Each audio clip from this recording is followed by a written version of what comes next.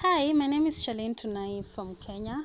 Growing up, I faced a lot of challenges, including discrimination and bullying because of my albinism.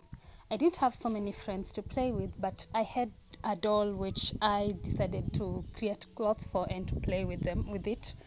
And this grew my passion in designing and continued growing older. I understood that people who are like me, persons with albinism, also face the same challenges I am facing, and I decided to be an albinism rights advocate. I founded Anantami so that I can use art and fashion to empower individuals with albinism from rural areas specifically, to attain self-confidence, self-acceptance, and integrate themselves into the society. Anantami is located here in Kakamega County, Malava sub-county, specifically in Township. Having been funded by Kanthari seed funding, we are so happy because this is not just financial support, it is more than that, because the seed funding reflects the trust in the mission that Anantami has and serves as a motivation to work diligently towards our project success. With this funding, we are able to lay a foundation for Anantami. We are targeting 15 individuals with albinism from poor and unprivileged background who, because of societal stereotypes and no awareness on albinism, have low self-esteem and low self-acceptance. And so we'll be empowering them to be able to accept themselves and integrate themselves into the society and be able to stand up strongly against the societal stereotypes and challenges.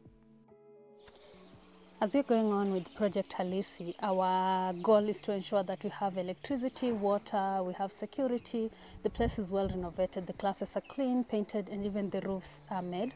We have a kitchen and a space where they can clean all the washrooms. And so our long-term goal is to ensure that as we are renting this place right now, we want to finally own the space. And also have a place where we can always conduct recurring training, recurring sessions. This is going to be a residential area, so we want to grow it, to expand it, to create hostels, because right now we will be using the classrooms, the buildings, the structures that were meant originally for classrooms. We'll be using them as dormitories and just partition them. But then in the long term, we will see how to continue growing it, have hostels, and even grow this space to host more than 15 beneficiaries.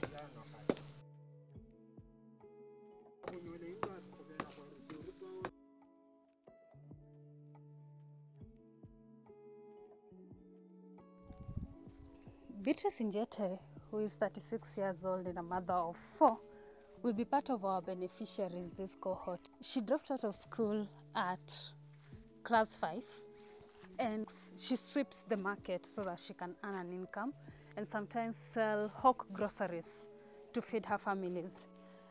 Hearing about this training, she's very excited because she wants to have a job that will keep her out of the sun and also provide a steady income so that she can take care of her children and take them to school, because one of them has already dropped out due to poverty.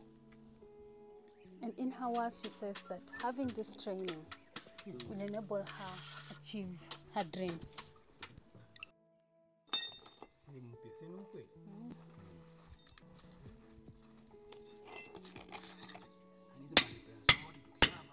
Kanthari has shown me resilience, it has shown me perseverance, it has shown me the power of not giving up, the power of believing in yourself. So I'm happy that Kanthari has taught me about concept transformation. Not everything has been written on stone when it comes to the project. As long as the vision stays the same, you can use so many ways to achieve the vision, as long as you do not change your project and you do not change the end goal of the project. And so that has made it easy for me to maneuver a lot of challenges that I have faced.